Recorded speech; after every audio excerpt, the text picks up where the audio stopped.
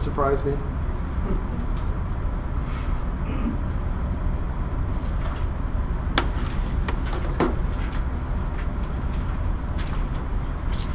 All right, let's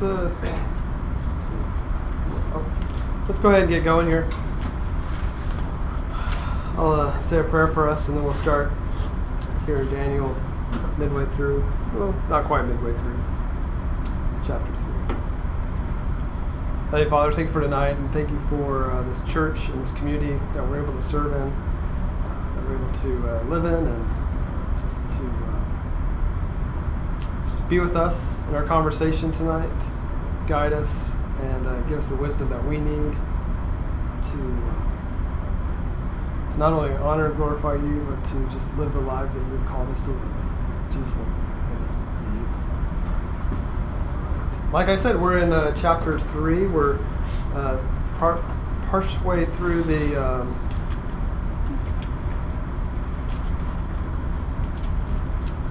a little bit just beginning. We've talked about the golden image, and now we haven't quite gotten to everything that happens related to that, but we started discussing the golden image up through the first 7 verses, and then we'll start hitting here in verse 8. We'll start there tonight and start working through this. And one thing you're going to notice is a lot of repetition. I think we covered some of the instruments last week. We covered some of the basics here last week, but there's a few other things I wanted to cover. The first of all, actually, I'm going to read a little bit here, 8 through. I'm going to read 8 through 13, and then we'll have a little bit of discussion, and then make our way through that, depending on how you guys want to cover it and what you want to talk about here. So, for this reason, at that time, certain Chaldeans came forward and brought charges against the Jews. The first thing to keep in mind as we go through this is the Chaldeans could have been a couple different types of people. We've seen them earlier on as kind of sages and people related to that, but there's also a population of Chaldeans that existed southeast of the Babylonians. I think they're also southeast of the Judeans as well. And they existed as far back as Abraham. If you guys remember what we said about Abraham, where he was from. You guys remember where Abraham was from? What's that? Ur of the Chaldees, right? Yeah, Ur of the Chaldeans. Yeah, so he was part of that, and so we know that group. And that was of course during the time of the original Babylonian Empire. Since then, we now have the Neo-Babylonian Empire, and that's what we're talking about here. We never refer to it. Well, not very regularly do we refer to it as Neo-Babylonian, but that's what we are. I guess in our vernacular today, it could be Babylonian 2.0, but that's what we're dealing with here with Nebuchadnezzar and his. In his empire at this time. Anyways, they brought charges against the Jews. Look at a few things here. They refer to them as the Jews, and it's kind of not clear if it's all Jews or just the Jews that we're about to see, who are leaders or officials. Because remember that we had Daniel and Shadrach, Meshach, and Abednego.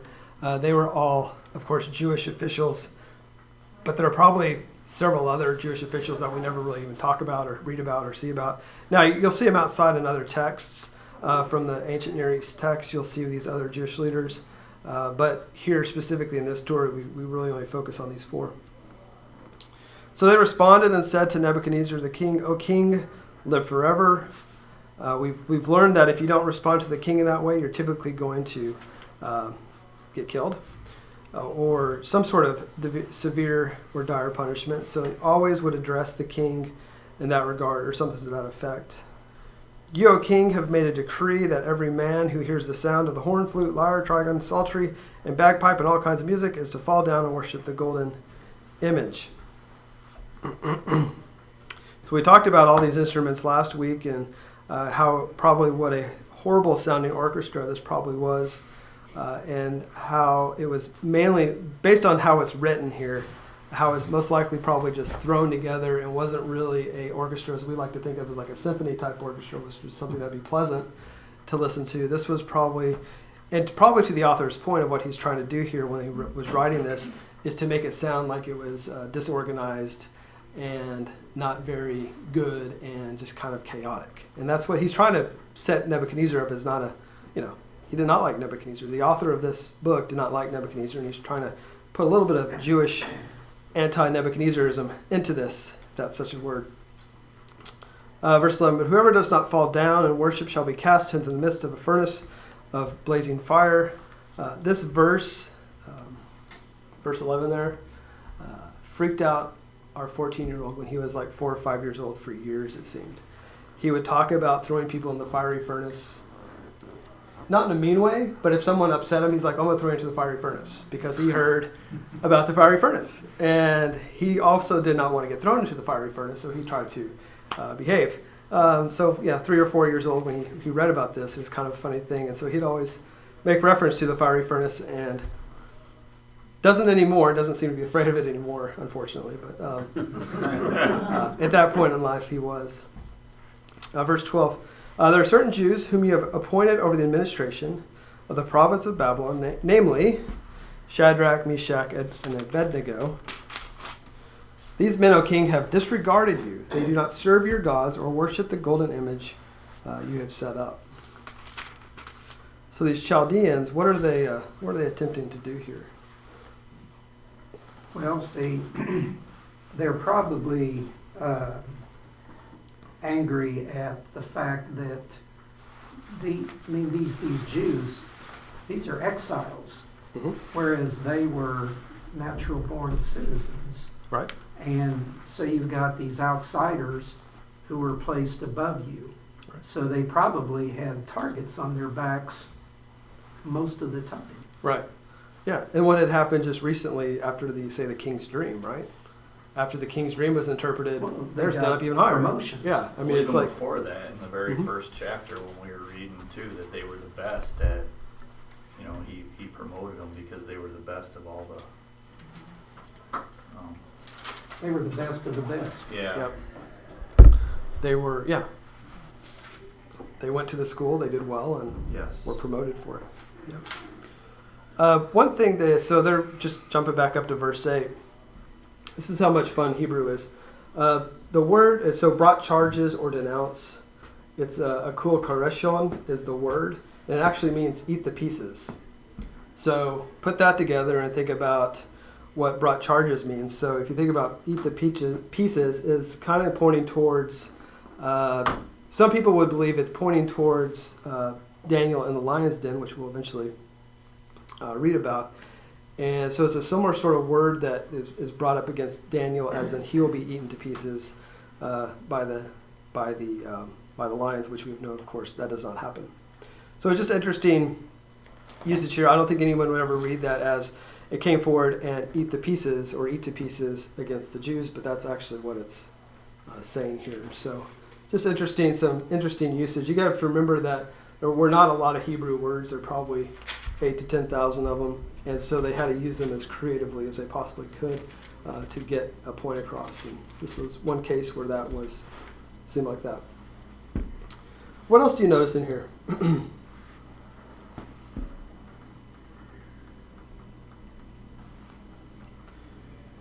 Well, one thing I read was they said that apparently that Nebuchadnezzar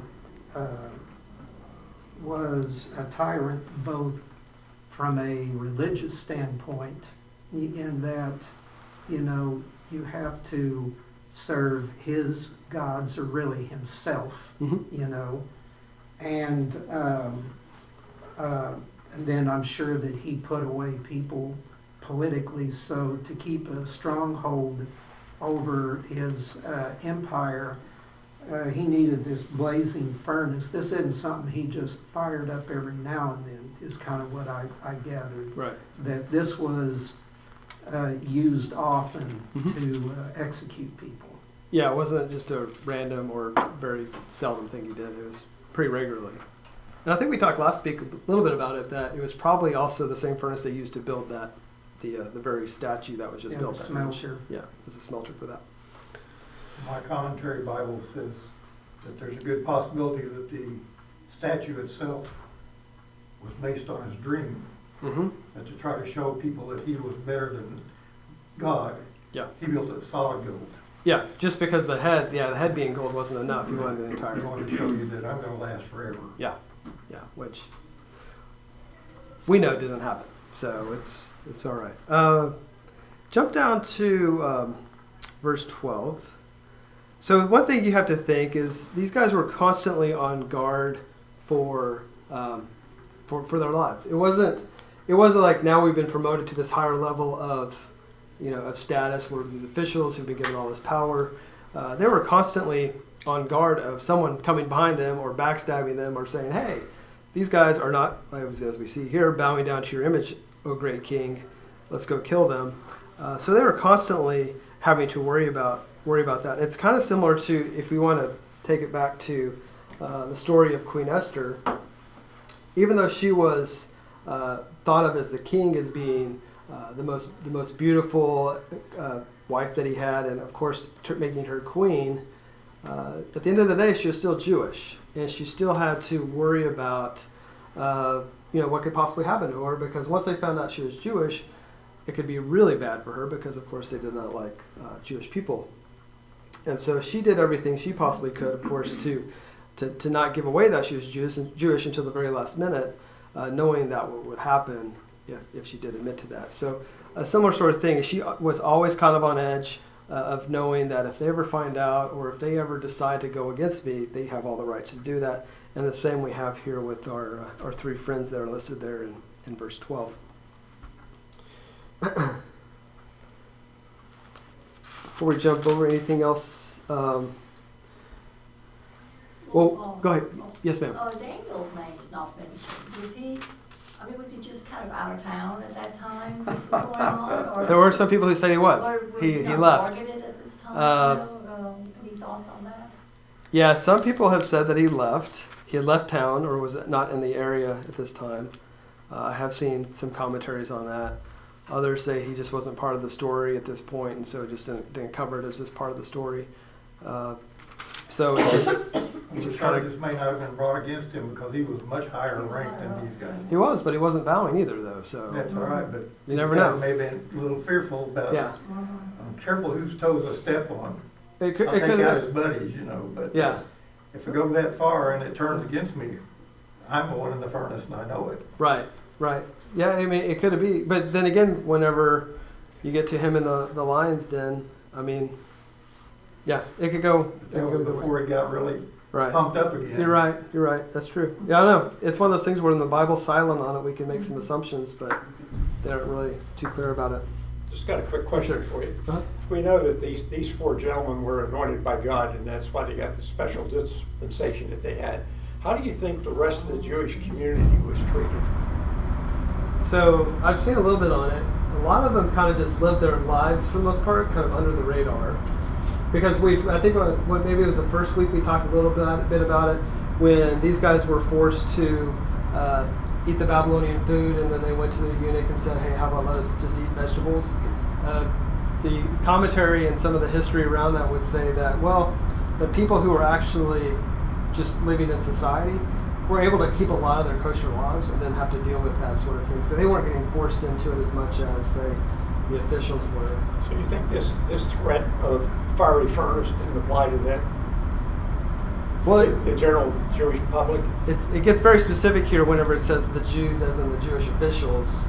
So it gets pretty specific, but at the same time, it could have been others as I well. think there was persecution going on. Oh yeah, I don't doubt that. I think the furnace was what day in and day out. Okay. It's my opinion. Yeah, I mean Their it's version of the cow. Yeah.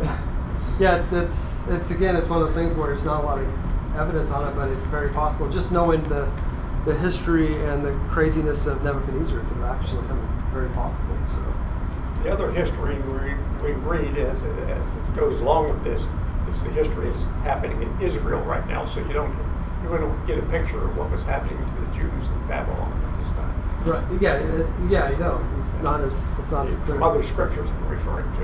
It doesn't refer to the persecution that was going on in Babylon. Right, and you can get a little bit of it post-exile. So the persecution that was going on post-exile, and some of the prophets.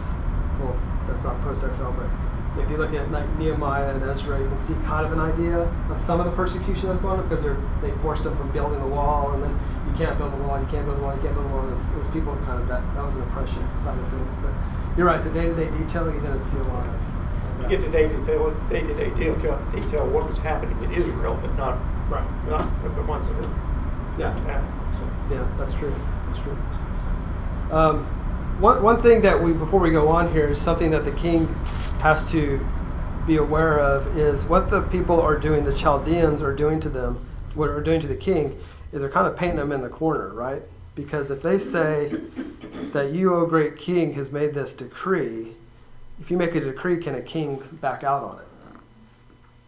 No. So they're setting him up to say, oh, well, to realize that even if he liked these three guys, and even if maybe they're not bowing to this image, well, he still has to throw them in the furnace because he can't back out on a decree, which gets a little bit more interesting here at the end of the chapter, but because he makes another decree, but we'll look at that when we get to that point. Who wants to read? If someone wants to read 13 through 16, let's go through there.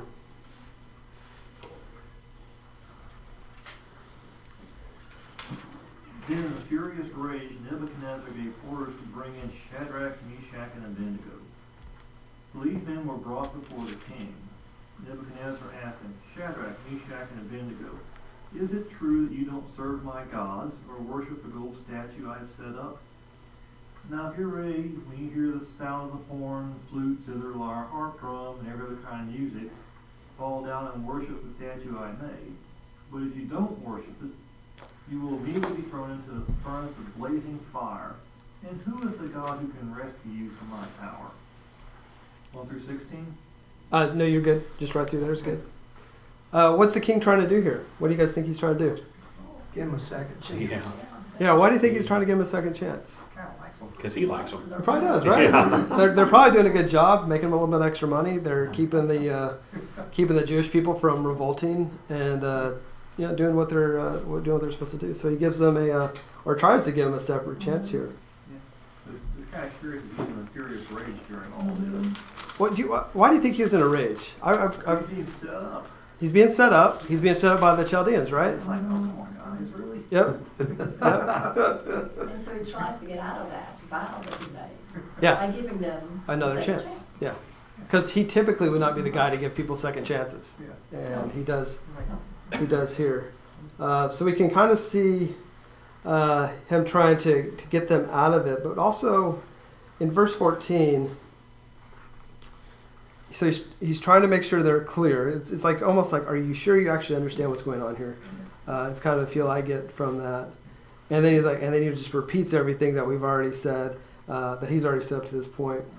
But the interesting part is that at the end of verse 15, and this is where it kind of sets apart his arrogance of who he is, of who he thinks he is, as in maybe thinking of himself as his own deity, because there's no God. I read it as there's no God who is more powerful than me, and they can't save you from this anyways. And so, what do you guys think about that when you see that there into verse 15? Just what you said. I mean, he's all powerful. Mm-hmm. He's omnipotent, and there's no quote unquote God that can stand up to him. But yeah, exactly. But then if you go back to chapter 2, verse 47, He has a short memory. he has a very short memory. Yeah. Now we don't know if Daniel was promoted and then the next day the king's image was he built it. I mean, it had to be over a period of time. But yeah, still, it's a pretty short memory of what he has here and what he's thinking of. I mean, we were talking here just last week. We said that he was impetuous. I mean, he would just grab something and go with it. Mm-hmm. Yeah, very much so. And what you think he's doing here is that he's no longer at the end of verse 15 saying, this is me and you, me against you. He is pretty much kind of throwing the gauntlet down against God. Like, okay, now it's me and God. I'm going to go against your God, or any God for that matter. And I think that's part of what he's doing here as well, is to be able to show that difference between the two. Let's jump into 16 through 18. Shadrach, Meshach, and Abednego replied to the king, "O Nebuchadnezzar, we do not need to give you an answer concerning this matter." What stands out to you of what they do not do when they speak? We don't know if they all speak at once or if they have one person who speaks at this They point. didn't tell him to live forever. Yeah. They tell them to live forever, right? That's pretty.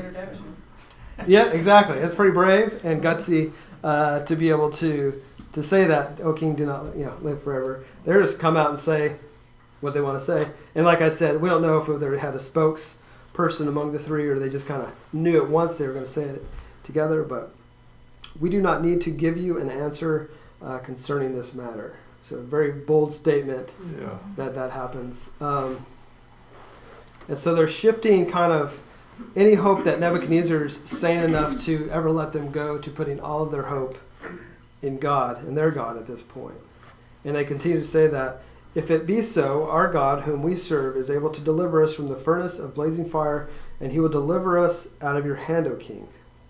You guys remember the graphic we put up last week of the Greek Orthodox painting, and it had the hymn that was written that the Greek Orthodox still sing? That's what this 17 and 18 is that kind of that hymn is a redo of this.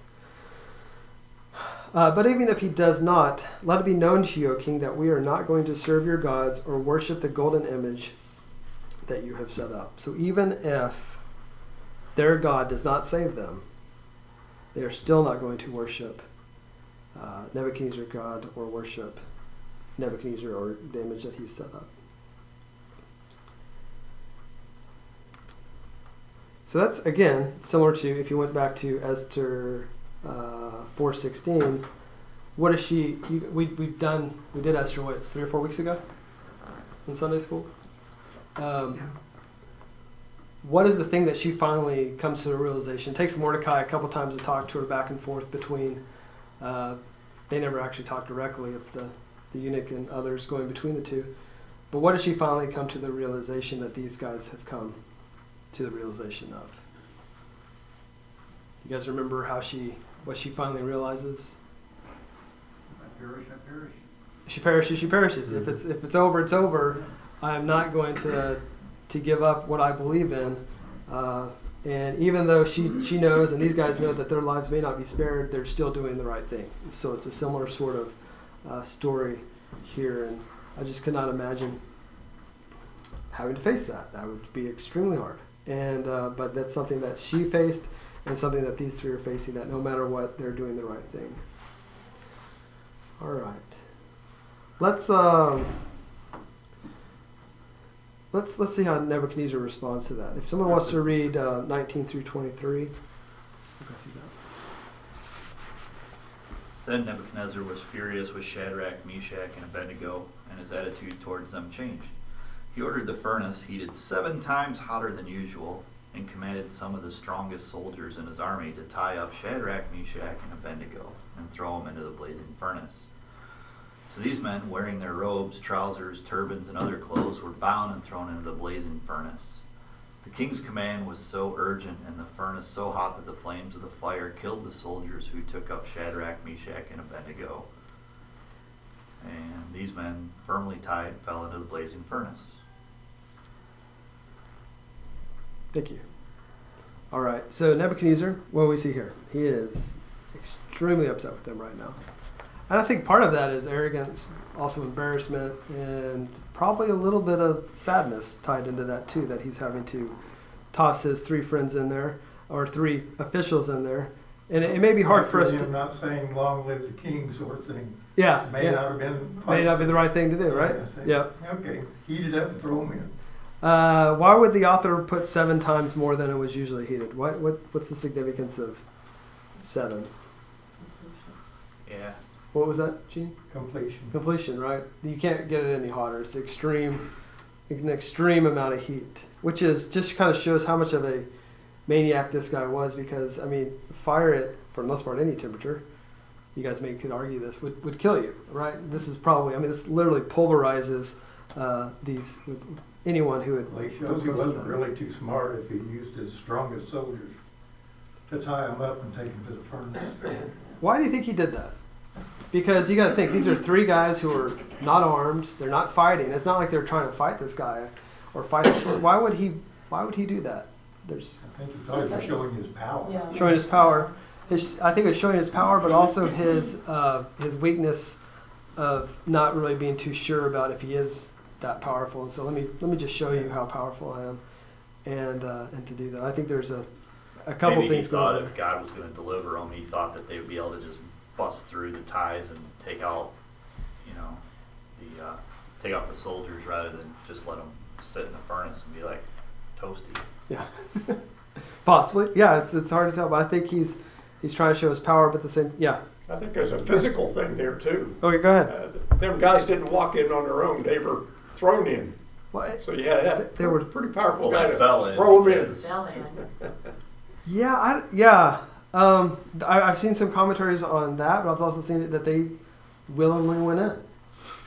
And because of the way the Hebrew here is written here, because when it says in verse 23, fell into the midst of the furnace, it's a similar sort of similar word that he uses whenever he says people should bow down to the statue, the golden statue. It's the same word. So it's almost like they fell in a worship-like posture whenever they fell into the furnace, is how some people have read the Hebrew there. So you kind of wonder there, but you've got to think, no matter how willing they were going to do, to your point, did they really? I mean, there had to be some pushback, right? You'd think, but you never know. But again, like I said, the usage here for fell into is more of a falling into a worship-like posture into the fire. Well, obviously, they had to have fallen into the furnace because it said it killed all the soldiers because they got too close to fire. Mhm. So if they were dead already, by the time they could get close enough to the fire to throw them in, they were dead. Yeah, no, it's So they had to go in on their own. It's also more descriptive than other areas too, so it's Mhm. not leaving much room to the imagination in terms of some of the other stories you hear, things that might get glossed over that just leave. This is pretty cut and dry as to Right. what happened too. Yeah. So it shows the importance of it. Well, I think Nebuchadnezzar was just adding insult to injury. His attitude changed about it because they wouldn't worship him like he wanted him to. And it's kind of like kicking a dog when you're down. It's kind of just like, I'll show you. right. And he was just trying to do whatever he could to make them feel as bad as they possibly could. So he sent his biggest guys Yeah, to intimidate them. yeah. So part of it, yeah. I think It's it part again of the goes to psychological, yeah. you know. Yeah, I think that all kind of ties in there. All right, let's go from 24 through 27. Nebuchadnezzar here gets a little bit of a surprise. So we're going to get the king's perspective of what's going on here. Also notice here that, before we go into that, and this kind of goes back to how they went in, there's no sign of real struggle, and there's also no sign of them saying anything to the king. And maybe that was the author just keeping that out to make them look brave. I doubt that was it. Or maybe they just thought that they're doing what God has called them to do, and they are going to do what needs to happen, and away they go. But it's just interesting that nothing is said here. And then so from 24, we get Nebuchadnezzar's perspective. The Nebuchadnezzar, the king, was astounded and stood up in haste. He said to his high officials, "Was it not 3 men we cast bound into the midst of the fire?" They replied to the king, "Certainly, O king." He said, "Look, I see 4 men loose and walking about in the midst of the fire without harm, and the appearance of the 4th is like the son of the gods." That leads to kind of not a controversial, but a significant amount of discussion about who the son of the gods is, and we'll talk about it here in a second. Then Nebuchadnezzar came near to the door of the furnace, which is interesting because it's so hot it killed his soldiers, but I'm not sure how near he came. But if you remember last week, the way we were talking about it is it was probably shaped like what we'd think of as a beehive shape. And there was a spot on top in which they probably fell into, but there was also a viewing side as well. And so maybe he's walking up to that. It's not clear, but anyways, I found it interesting that he's able to walk up to it, or at least came near to the door of the furnace of blazing fire. He responded and said, "Shadrach, Meshach, and Abednego, Come out, you servants, and see what happens here. He changes his view again of the Most High God. So based on what you're seeing is probably not quite Yahweh, but something pretty close to that. So he's looking at them as their God. And come here. Then Shadrach, Meshach, and Abednego came out of the midst of the fire.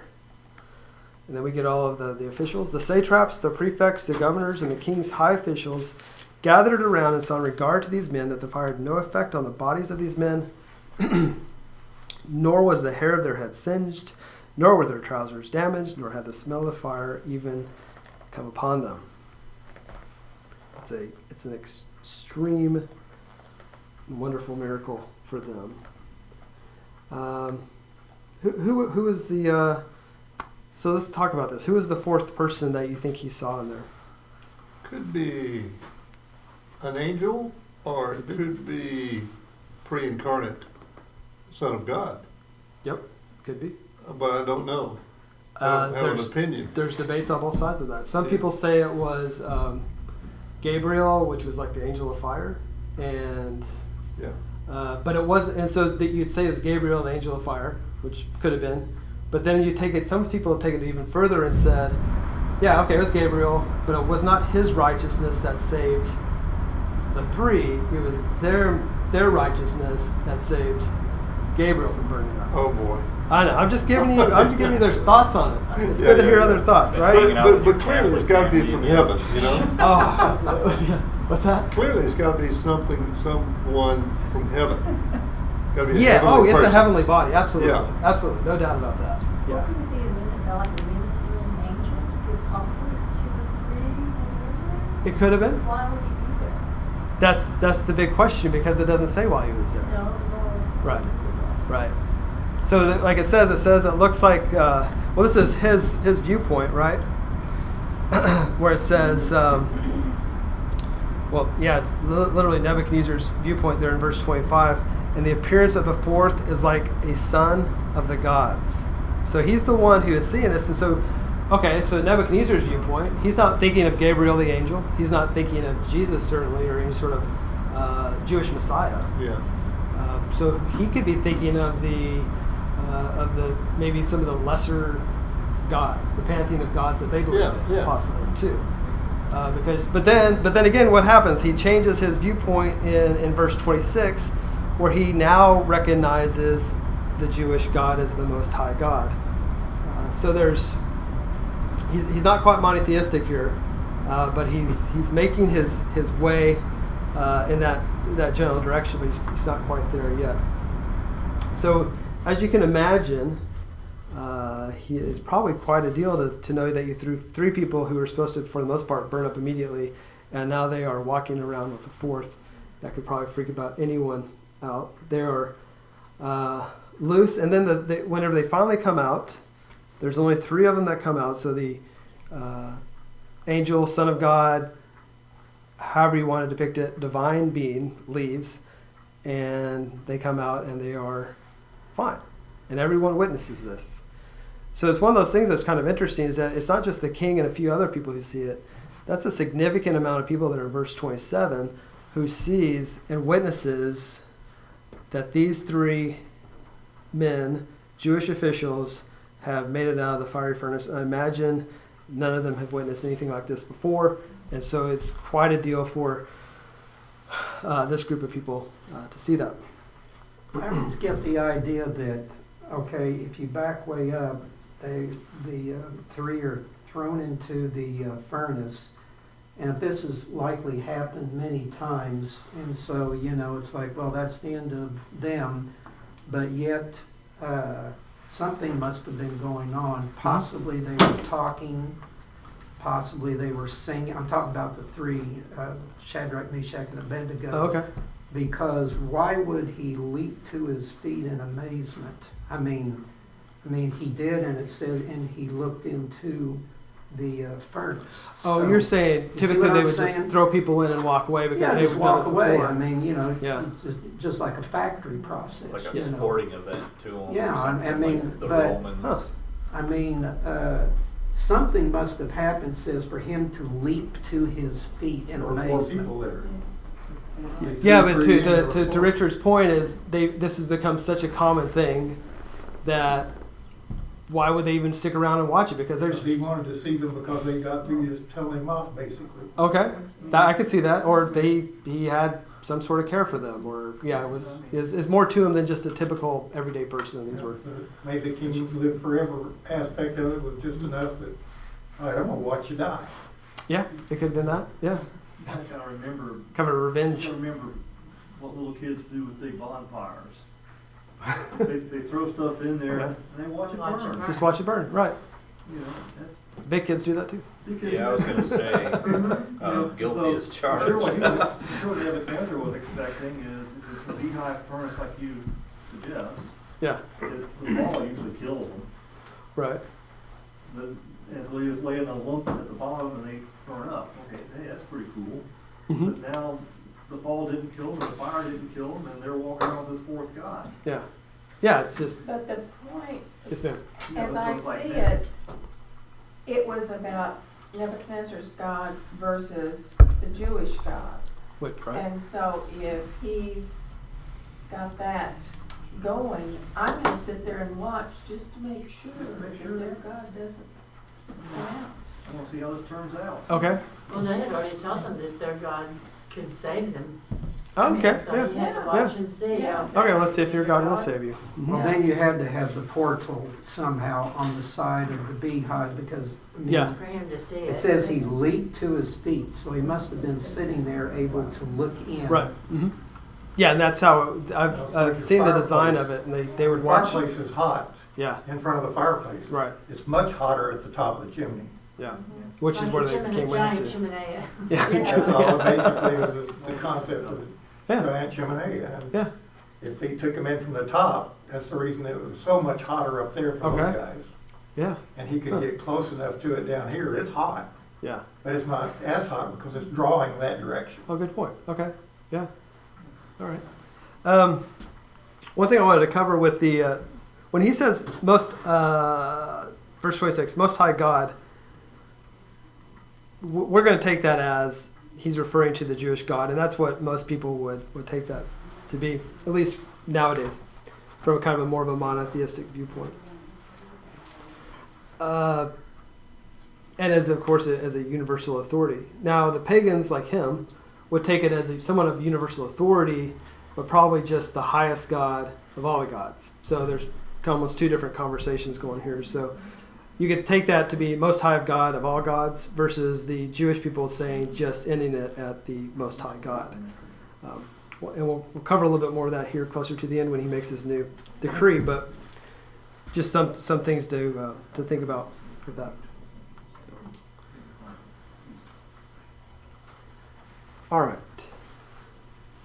Any other thoughts on those before we wrap up the last 3 verses of this one?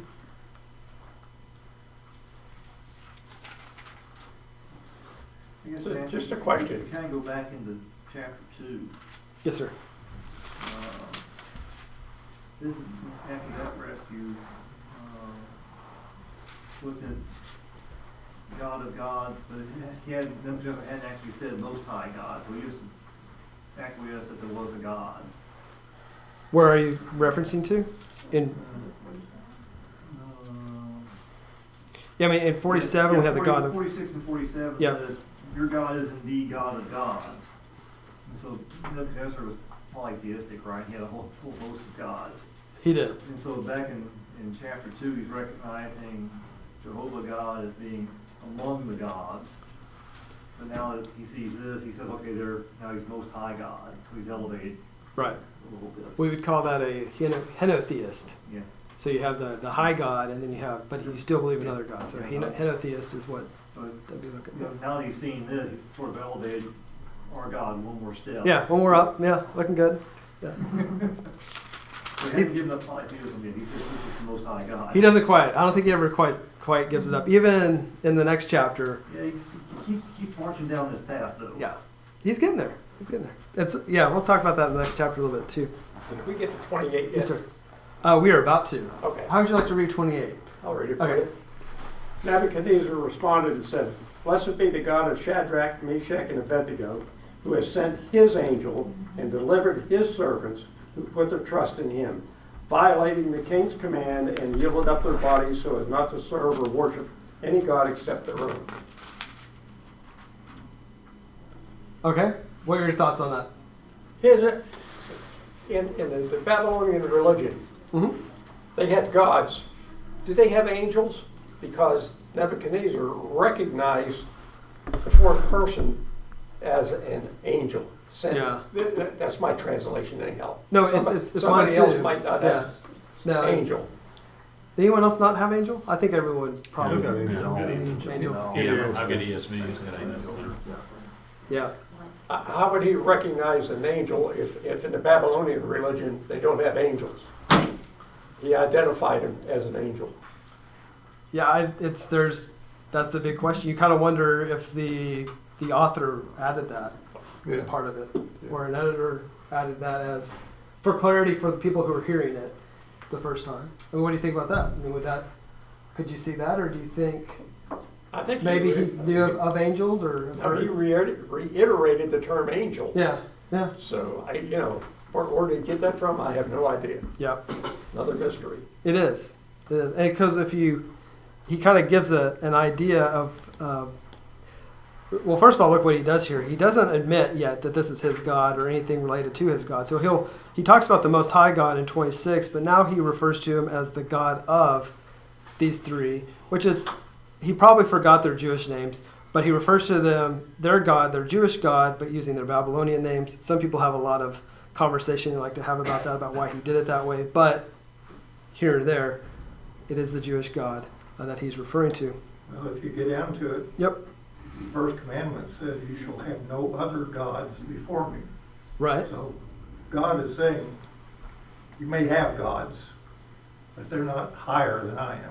Well, that's the point he's trying to make through the whole time. And the author is trying to Yeah. writing that into the entire. But the I'm entire That's the saying whole thing. reason they he's stood their saying, ground was you know, because he's Yeah. looking at it from a secular point as Right. being the highest God, but he's still recognizing it is the highest God. There's no other God before him. Yeah. Oh no. Yeah. He is supreme. He's getting there. Yeah. He's getting there. Like I said, he's a that was the whole henotheist. problem, is that they were very familiar with the law, the three, Shadrach and all, and so therefore they were not going to bow down to him and his law, and so therefore even in the answer that he gave, that we don't need to answer you because they're not going to bow down to him. Right. They were familiar with the law of you shall not have any other gods other than him, and so that to me is they knew what they stood for. It was a no-brainer for them. And I love the whole thing where it says, but if not, it's in full submission. Yeah. It's just there. That's what the author to me is saying in this whole chapter is it's just full submission. And even when you fully submit, Jesus will be there to bring you out of the fire, out of the trials. Yeah, I agree, and I think if we take it a little bit further to the idolatry, they can't do the idolatry. But also, if you take it earlier on into the book, the way they would only eat kosher meals, and the other things they would not do along the way. And the reason that is because they were separated. The entire time they want to be a separate people, to be set apart. And so that's, again, continues on through this. But to kind of get back to his word, Nebuchadnezzar comes back and says he has sent his angel. I find that so interesting because I kind of read into this that the fourth person was God. I mean, it was Jesus, it was God, and even Nebuchadnezzar doesn't even recognize the God. It was like he sent somebody to protect them. No, that was God that was down there protecting them first. See, Nebuchadnezzar comes from the mindset of a king. Yeah. And a king would never go in and do his own dirty work. He always sends his people. Uh-huh. So in his mind, the God couldn't possibly come and do it. The God sent his people. At one place he referred to him as just like a son of the gods, and in this place he says an angel. But basically it's God sending his people to take care of it. Because God or wouldn't some come down. divine being Right. that is being Yeah, walking. it's one of those things where there's just a lot of debate. It is someone who's divine, who God sent. Now, is it Messiah, the Messiah Jesus as we know it? It could be, but it's unclear. It doesn't say. It doesn't say. Now, if you look at sons of God, if you go back to Genesis and you go some of the other texts, earlier on, you'll see references to sons of God, and there's debate about, is the sons of God in that case an angel? Is it someone from the divine council, which is something that we'll talk a little bit more again in chapter 4. The divine council that you see in Job and then you see in other books as well, there's volumes and volumes are written of who is this divine council that God is referring to, or that is referred to in some of these books. And most of the time it's angelic beings, but then there's just debates because there's just so many missing pieces to help us to fully put that together. And I think that's part of that is the mystery that we talked about, I think it was 2 weeks ago now, the mystery of revelation, that God will provide that mystery. He provided it through prophets. He provided it through some of what we see in the New Testament. But there's still a lot of mystery that we don't know yet. And that will be the revelation that God will provide. Most likely not until the end of time as we know it, but that revelation and that mystery will be opened up. And I imagine we'll see things that we could never possibly imagine or understand at this point. But it'll be amazing. All right, let's finish this one up. Therefore, I make a decree that any people, nation, or tongue. This is, again, remember last week, I stopped. Last week we talked about the Tower of Babel and what happened with the Tower of Babel. Tower of Babel, then everyone had to take off all their different directions with their different languages. This is a reference back to that. That was, of course, Old Babylon. We're now Neo-Babylon. But he's made this point before that all people, nations, and men of every language that live on the earth may your peace abound. So he is looking at everything that's happened since the Tower of Babel, but also kind of showing how he believes that he is the sovereign over pretty much what he knows as the entire world. Contrasting to that God is actually, the Jewish God is actually sovereign over the entire world, which he's going to kind of figure out in the next chapter. This is pushing towards that whenever he makes a decree like that. So he doesn't stop his other decree. He doesn't say, my other decree is now over about bowing to this golden image. However, I am going to make another decree, and this is going to be for, of course, for these people who, well, let's read it. Anyone that speaks of anything offensive against the God of Shadrach, Meshach, and Abednego shall be torn limb from limb. We've seen other people who possibly be torn limb from limb earlier on, when it was those folks who were not able to interpret his first dream. He likes apparently to tear people from limb to limb. And their house is reduced to a rubbish heap, inasmuch as there is no other God who is able to deliver in this way. So again, he is still polytheistic. There are other gods, but none of them are as powerful as this God. Then the king used Shadrach, Meshach, and Abednego, caused Shadrach, Meshach, and Abednego to prosper in the province of Babylon. So their prosperity continues. The Chaldeans failed in their attempt to try to kill these 3 Jewish officials, and these 3 begin to prosper, and great things happen for them as far as we know. So, any thoughts on this before we go into chapter 4?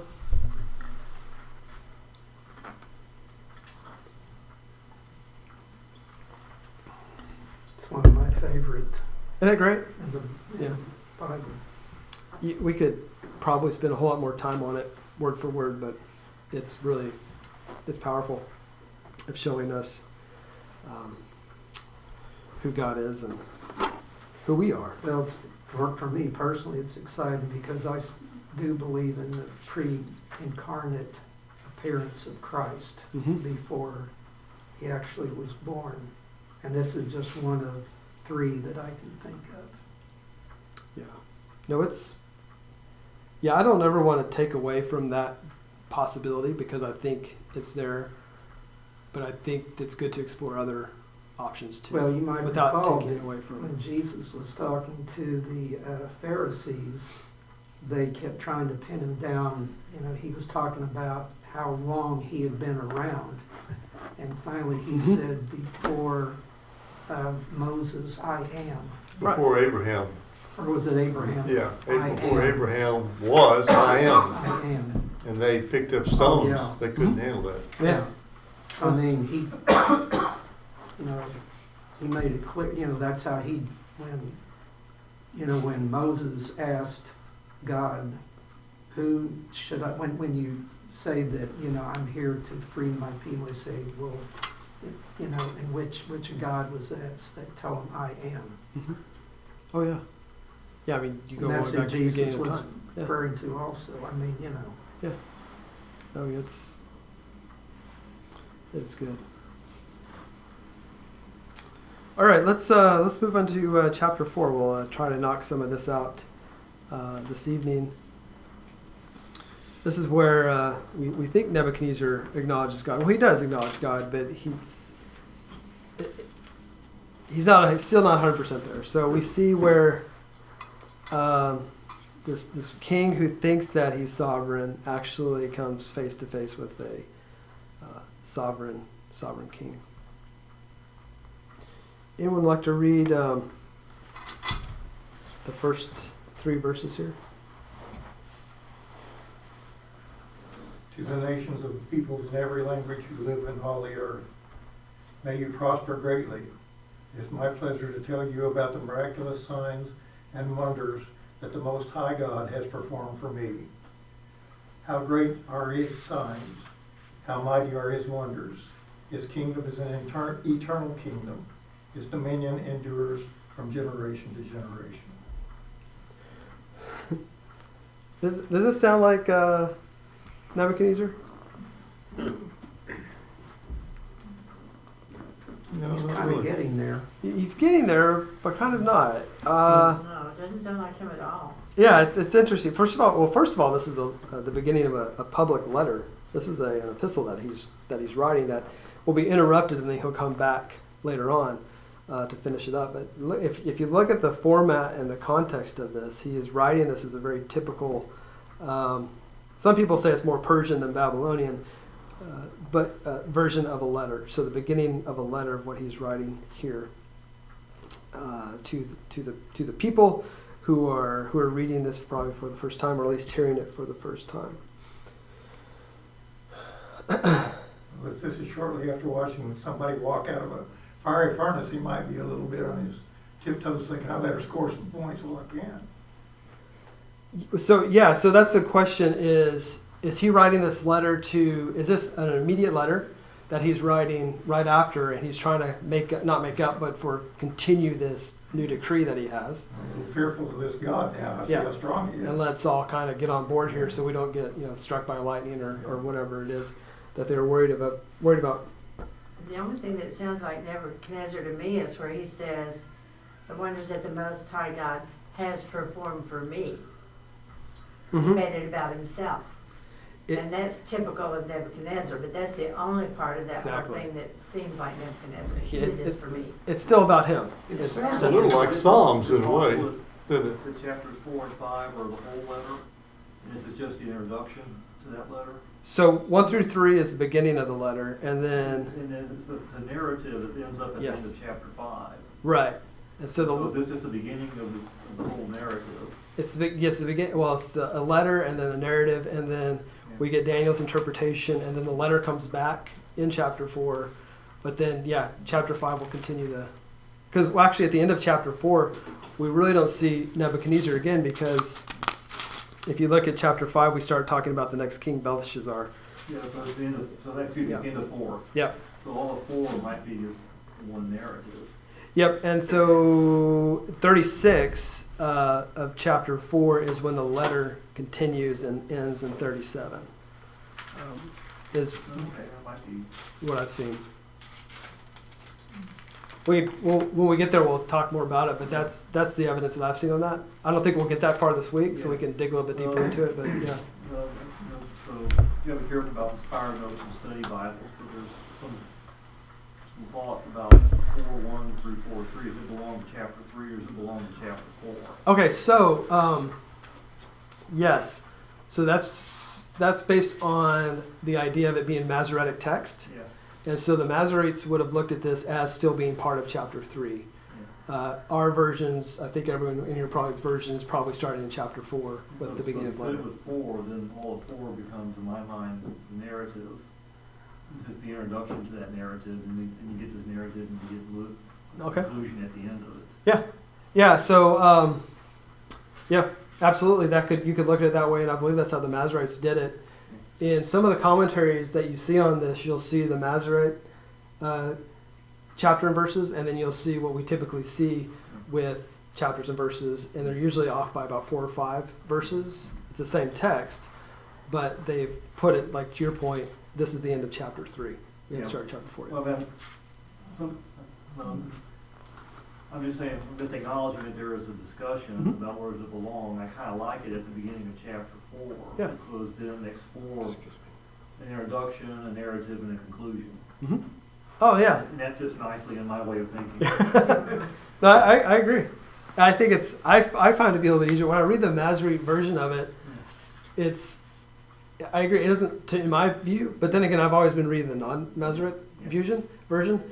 It flows better this way, but there's a reason they did it their way, and again, it's textually, it's pretty much the same. They change a few things. They don't change what it's saying, they just change some of the structure of it. And so that's part of what we're seeing with that. So I believe if we were doing this right, well, according to their viewpoint, 4:4 would actually be 4:1 in their version. So I like ours better. I do too. I have a version of it, in the Masoretic version of it I could bring next week, and I'll read that version, and we'll really confuse people. Right? We'll just be off by 4 or 5 verses every time I say something. They may have broken it up too, to break away from all the disasters that were declared on people, and then present his response, which was his conclusion to what happened at the furnace. Yeah. But it's by breaking it chapter for us learning about it. Yeah. It stops you, instead of saying, well, he went from this guy's getting ready to slaughter everybody that says anything bad, to having a heart for God, for at least at that moment. Yeah, I think there could be that logic could be placed too.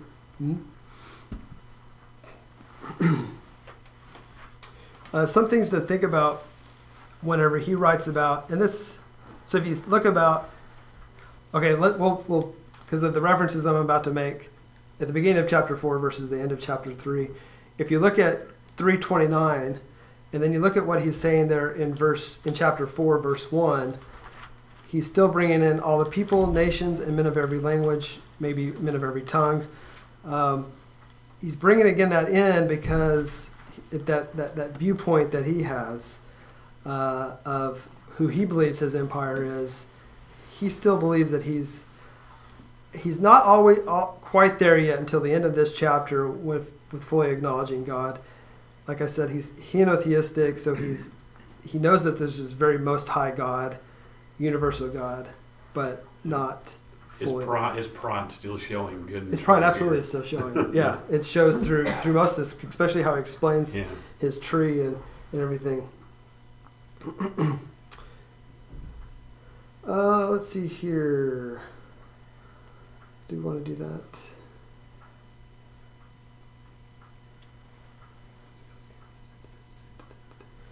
All right, let's, unless there's any thoughts on 1 through 3, let's do 4 through, let's start working on 4 through 9 and get some discussion on that. And as we go through this, so one thing to think in mind before we read that, even though he's killing people in fiery furnaces and tearing them from limb to limb, his empire for the most part is relatively peaceful at this point. The Egyptians are pretty much under control. No one is trying to attack him or trying to really unseat him from being a king. And so he's in relatively a time of peace and prosperity here in the Babylonian world. And part of that is what we're going to read into when we start reading his dream. Especially he believes that they're in a time of prosperity and a time of peace. Now, you'd have to imagine the Jewish folks were probably not as much certain of that, of being in a place of peace and prosperity, but in his viewpoint, they were. But let's do that. If someone wants to read 4 through 9, we'll discuss a little bit about that one. Nebuchadnezzar was at home in my palace, contented and prosperous. I had a dream that made me afraid. As I was lying in bed, The images and visions that passed through my mind terrified me. So I commanded that all the wise men of Babylon be brought before me to interpret the dream for me. When the magicians, enchanters, astrologers, and diviners came, and I told them the dream, but they could not interpret it for me. Finally, Daniel came into my presence, and I told him the dream. He is called Belshazzar, after the name of my God, and the spirit of the holy gods is in him. I said, Belteshazzar, chief of the magicians, I know that the spirit of the holy gods is in you, and no mystery is too difficult for you. Here's my dream interpreted for me. All right. Just one other thing to think about here. Some people would say this is probably about 30 years after he had interpreted the original dream. So he has done pretty well for himself over the last 30 years. Mainly that he's still alive, and mainly that Nebuchadnezzar's talking to him. So he's been around, and we're probably about 30 years later from the original dream, based on some of the context that some historians have taken from this. But as you see there in verse 4, he admits to himself about how great everything is, how there's ease in his house, everything's flourishing in his palace. It's never been so good before in the world of Nebuchadnezzar, based on his viewpoint. But then he has this horrible dream, and it's very much similar to the last dream, and this made me fearful, and then these fantasies and everything that he had just kind of really knocked him out from his view of being such a wonderful ease in his house and the flourishing of his palace. He has this horrible dream. So for the most part, kind of ruined his happy state that he was in at that point. And so he does what he typically likes to do. He gave the orders to bring in the presence of all the wise men. So these would be everyone that we had listed earlier on, and that we'll see here in verse 7, because he wants the interpretation of the dream. Now the fun part of this, which is different from the last dream, is that he's not going to make them figure it out. He's actually going to tell them it. So that's one bonus for these guys. Notice that what's interesting is that in verse 8, Daniel finally comes in. So it's kind of interesting. So you have in verse 7, you have the magicians, the conjurers, the Chaldeans, and the diviners. They came in and related the dream to them, but they could not make its interpretation known to Nebuchadnezzar. They probably tried in many different ways, but they're probably, for the most part, were afraid of saying anything wrong. So they probably just said nothing at all. They know that they will not be able to answer that question. But then finally Daniel comes in there. And you kind of wonder, why did he come in late? I mean, he could have showed up with the magicians, the conjurers, the Chaldeans, the diviners, and all those people. Now, we don't have any satraps, governors, or any other government officials. Mainly we have our magic people and mystics. But they bring in, he finally comes in there in verse 8. Why do you think he waits? There's some debates or conversation about why he waits to come in. Maybe to point out to Belshazzar that he's kind of a slow learner. Did you try all these guys before and they never were able to do anything? Yeah. And through God's grace, I've been able to tell you the answer. So go ahead and try them all again. You're going to find the same result. Yeah. No, I think that's a big part of it. He's just kind of waiting for them to mess up again. Yep. Or show that they're incompetent. Maybe he's just not as readily available, because if he's made him a governor of somewhere, it doesn't necessarily mean he's right next door, or all these other astrologers and whatnot might be right next door, or in his presence, maybe he's quicker to summon. Working on another committee meeting down the hallway, and it's waiting. Show later. Possibly. The assistant to the man. I think he was just trying to wait to, this is my viewpoint, he's just trying to see what these other guys would try to pull up and just see them not be able to do it again, because they're not going to be using his God again. They're all still missing the point, and that Nebuchadnezzar pulls these guys in still shows that no matter what he just said earlier on in chapter 4 about this Most High God, he's still not fully there yet. And one reason we see this is if you look, as we go into verse 8, he first of all refers to them as Daniel, But then he refers to him as Belshazzar, which is another name for the head pagan Babylonian god Marduk. So now he's, so why is he doing that? Is it because he's just trying to, make sure that he's covering all his bases? Well, Daniel wrote this, and he might have been trying to make clear to folks, I, Daniel, did this. He called me Belshazzar. Well, I know. Well, right, but it's if the king is speaking this. Yeah. So you're saying that the author I'm saying that the author came back when he wrote it down. Kind of switched it up a little bit to make his it. version might have swapped it just a little bit, saying, Huh. be clear that I didn't put me down as Belshazzar. That's what he calls me. I don't know, possibly. But okay, before we go much further with that, the spirit of the holy gods, so who the spirit of the holy gods speak through him. So Nebuchadnezzar thinks, in my view, is that it's not just the Most High God that he's talked about earlier.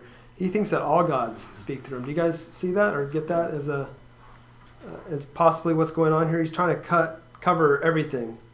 Yeah. And in him, whom is a spirit of the holy gods, and I related the dream to him. Either way, I think he sees Daniel as different. Oh, yeah. Even though he calls him the great magician, I Yep. think he sees him as different than his other magicians. And I'm just wondering if he summoned him at a different time or under different circumstances. So he got there later than the other ones as he was fooling around with these guys. It's like, give me Daniel, Right. type of thing.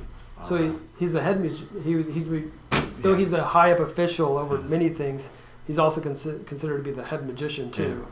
So I possibly don't set know. those other guys in. Yes, In ma'am. their culture, they were very prejudicial, and he was still a Jew, Mhm. and the others may not have been. And so the protocol may have been that they went to their own first.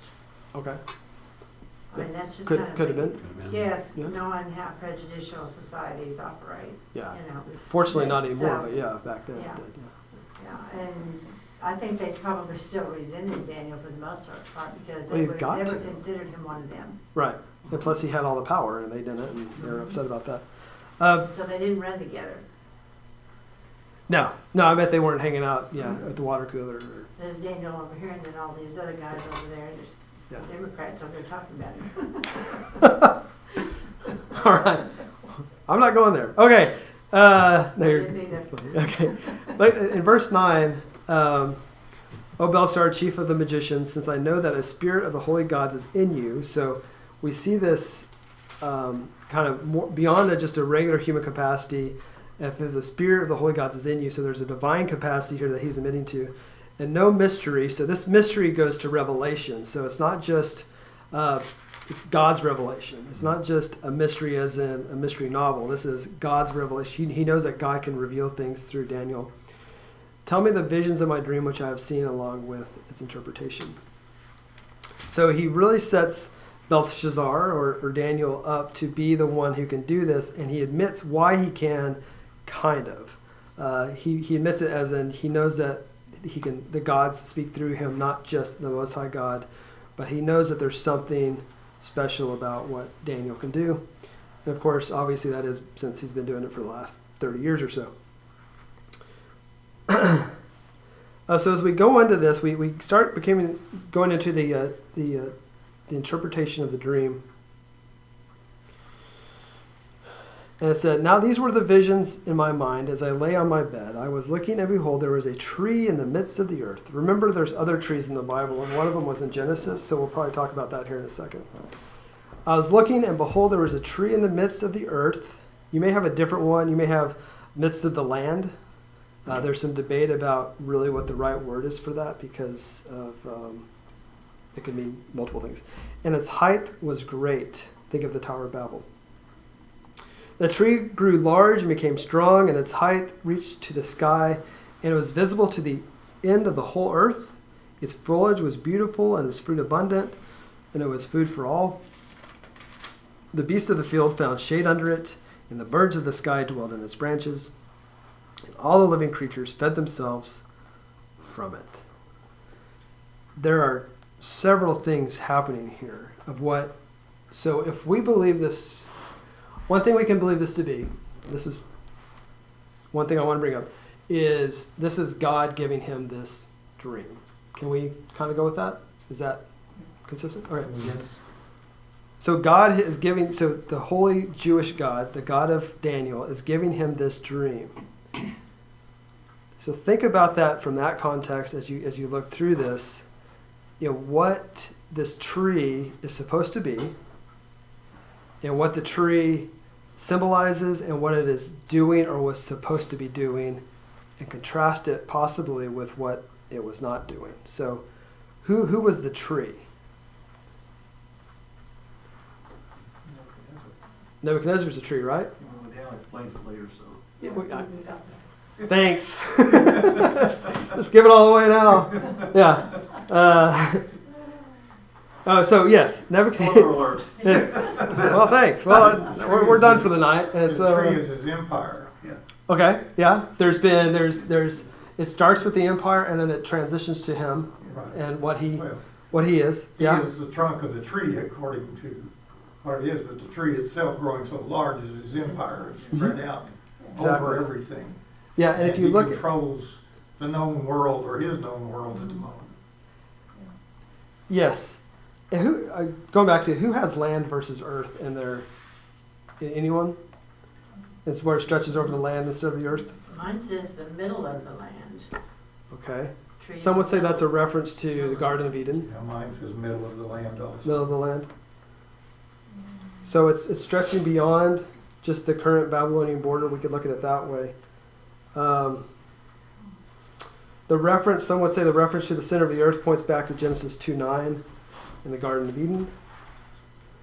And then, of course, the reaching it to the, like I said, remember the Tower of Babel, that reach to the heavens or the great height is a reference back to Genesis 11:1-9, related to the Tower of Babel. So just kind of bringing some past Babylonian symbolism, or even well beyond that, beginning of time, symbolism into this. And so this very powerful tree grew and became strong, and it did all these things.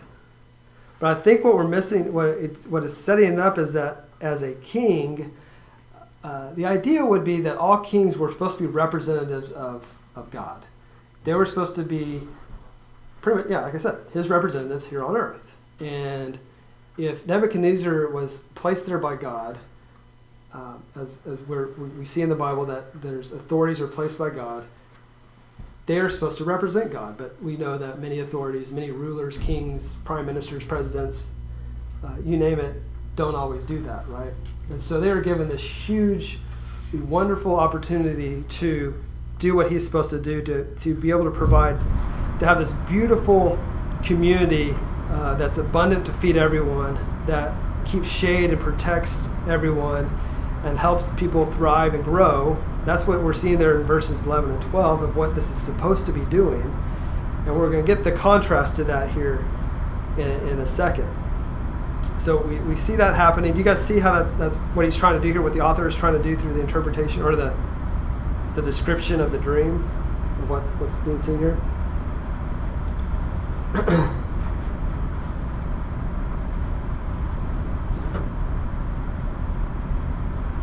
Any thoughts on that? Any more thoughts on that? Belshazzar is making himself pretty important by the way it's written out as far as everything's wonderful, I'm in charge.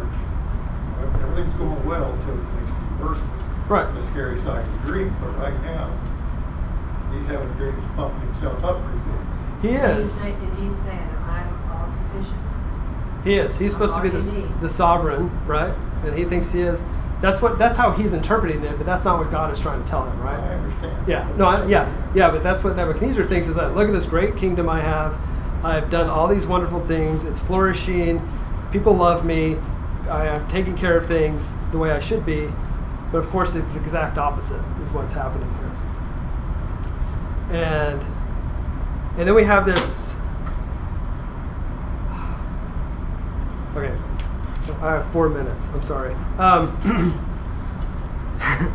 Can we stop there? Because Sure. as this next section, we get really interesting because, Oh, you can interpret it in 4 Leave minutes. us on Come a on. cliffhanger. Leave us on a cliffhanger. yeah, because the watcher is So we watch the gold. Oh, we cliff can't now. stop We gotta now. come No, we back. had Come it. back We up. gotta go. That's- We gotta yeah. get it. Let's all go home and study. Watch it. This is Let's- a classic let's cover critique it. sandwich.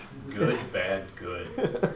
It's like, See, your students don't wanna leave, do they? But I've got to pick up my daughter. Oh, okay. and stuff. So let's finish there, and we'll start back up at verse 13 next week, and finish up chapter 4, and wrap up our good time with Nebuchadnezzar.